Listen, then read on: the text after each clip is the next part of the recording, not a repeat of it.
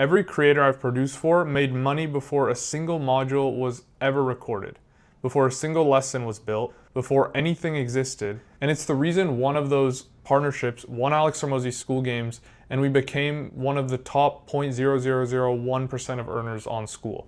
Because here's what most creators do. They disappear for 3 months, they record 60 modules, they build slides, they design a curriculum, they stress over every single fucking detail. And then they launch to crickets. You built the wrong thing, or worse, people buy and the content and the product you built doesn't even solve the problem that your audience has and actually needed help with. There's a better order of operations and it makes you money faster, it makes your product better, and most importantly, you don't spend 3 months building something that nobody ever asked for. And if you're building right now and you haven't sold a single spot yet, then you're doing it wrong. There's something beautiful about, and this is very human psychology, but people want to be first. Everything anyone does is for status. Whether you drive a nice car, you do it for status, or you can drive a nice one, but you don't, then you're doing that for status too, because you don't want to look like you're trying to be someone who's has a nice car, or you're like trying to get the moral high ground. So everything you're doing, and goes for everybody, is for status in some shape or form. You can leverage that. People want to be first, they want to feel special, they want to be included, and as a creator, you're kind of like a celebrity. So what you do is you open up limited spots to what you're selling, and this, most of the time I'm talking about high ticket coaching and mentorships in that sense.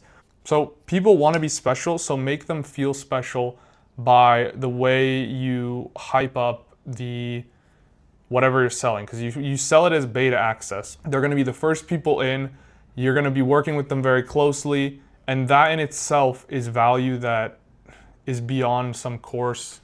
You know, when they have close proximity to you, that's very valuable. And you can also be like, hey, I'm not going to ever offer this much access to me anymore because I won't be able to handle it. That's why I'm limiting spots for the first people. So you framing it in a way that makes it seem exclusive, makes them feel special, makes them feel first. They're gonna be working with you very closely. You're a celebrity to them. Maybe not a celebrity, but like people wanna be in proximity to you if they're watching you and eventually they're trying to buy from you. So you wanna leverage that. And if you want me to look more in depth at your business and how I can maybe help you out, then just use the first link in the description. But anyways, students can literally build your product for you, because beta access cohorts always destroy pre-recorded module launches every single time, because you will not know the real struggles. Obviously, you've gone through your process yourself of getting whatever results so you can teach it, but that's still only you going through it. You don't know the real struggles of everyone in your audience that's going through something. So when you sell people in, let's say you sell 15 people in for beta access, there's nothing built out, they have more access to you. That's very special to them. And now you hop on, you do group calls, let's say, and you record these group calls and people are asking you questions and you're answering them and you start seeing patterns. Okay, everyone is dealing with XYZ, let me make a module on that. Or better yet, you record that call, you make it specific to that module. So you can basically make your group calls and turn them into modules so that when future people join, they already have that. It won't work for everything because there's some times when you're gonna need to, record it differently, but when you can do that, you might as well kill two birds with one stone there. And so like I mentioned earlier, you may know the process and the things that it takes to get whatever result, but you don't know the best way to structure that and frame it for them just based off in your head. So when you get more people in and they're all kind of saying this, they're having the same struggle, but in the same particular way, you can address it in a different perspective than if you just recorded it blind, knowing, hey, they're gonna struggle with, let's say, I don't know why I keep going back to dropshipping. Let me switch to like AI agency. They're gonna struggle to get clients, but maybe it's not because they don't know how to do outreach, but it's a belief that they don't think that they're good enough to actually get clients, so they're not taking action on that. So it's still the same problem, but it's a different way of handling it. And so you're just the way that you actually solve a same high level problem is going to be completely different. And then also the whole entire process is going to be different. You're solving it through your students. You're going to solve it through your students' path of struggle and make modules surrounding that. And that's more data. It's going to build a better product than if you just solve it. If you just build all your modules based on the path you went down, specifically in the struggles you went down, even if it's technically the same problems. Okay, well, now that you did all that and you sold all these people, your business can only grow as fast as you deliver. And that's one of the bottlenecks of education businesses.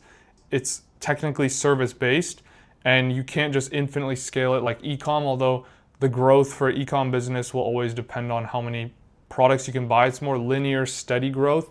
You may be capped out with your education business if you're not thinking about, okay, how am I going to be scaling this from the get-go? So let me help you out with that real quick. You'll be capped by yourself for fulfillment at first, most likely.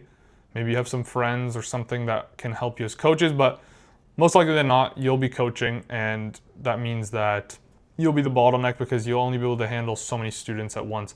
You would want to be doing ideally more cohort style with group calls and communities where you're still in there, but it's less one-on-one access, but I'll actually get into some caveats when it comes to that, because you can actually give a lot of one-on-one access and be less capped out than you think.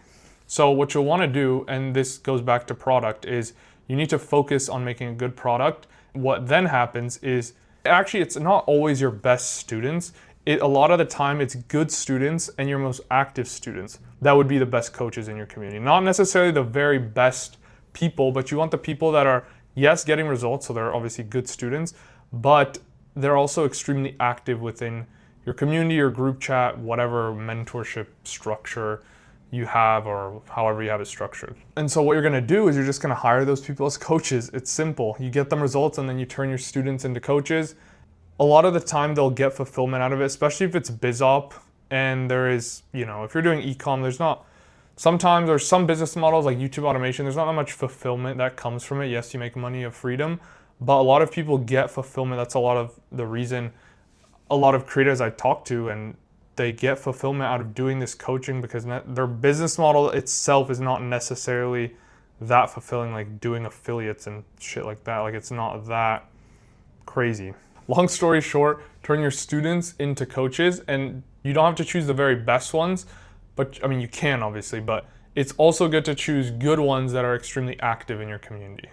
Okay, so now going back to making it scalable, and at some point one-on-ones are not going to be scalable. So we know that most people, if you offer one-on-one access, let's say they get, live, they can always text you or they can book a call whenever. Most people will not leverage that to the fullest ability. Yes, you're giving them access to that by all means, but just by human nature, you can see that a lot of people won't leverage that fully. So and you can test it for yourself to see before you just start giving out a bunch of one-on-one access and then you're overwhelmed. But for the most part, most of the time, most people will not leverage that to the fullest. So you can give more one-on-one access out than you think you can handle, because most people won't leverage it fully. It's kind of similar to how gyms sell more memberships than they actually have capacity for, because they know a lot of people still won't show up. So I don't know what you want to call that, if that's unethical or ethical, but it's kind of just the way shit is, and you can leverage it. So you can look at that however you want. But then also, you're giving out more one-on-one access at the beginning, but as you scale, as you get more people in, the product starts to get built out, and it's actually a good course and a good community, and that in itself starts to turn into, well, it is the product, but the community, the bigger it gets, the more kind of self-fulfilling of an ecosystem it is, and people can help each other out there more, and it becomes more valuable. So then slowly, you start to raise your price up. As you scale, people are getting more results, their process is being more solidified, but you're actually giving out less one-on-one access.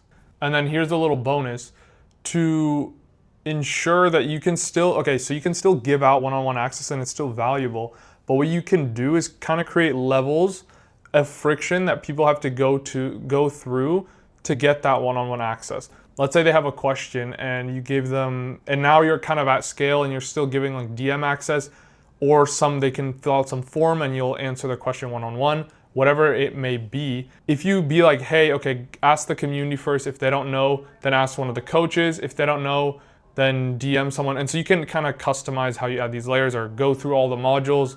So that's pretty much how you sell basically nothing ethically at first, and you actually build a better product than everyone else, you get people better results, and you're preparing for scale. So if you want me to look into your business or you want any sort of help, then just use the first link in the description. And if you like this, leave a like. If you didn't, leave a dislike. If you didn't feel anything, don't leave anything. And I'll see you in the next one. Peace.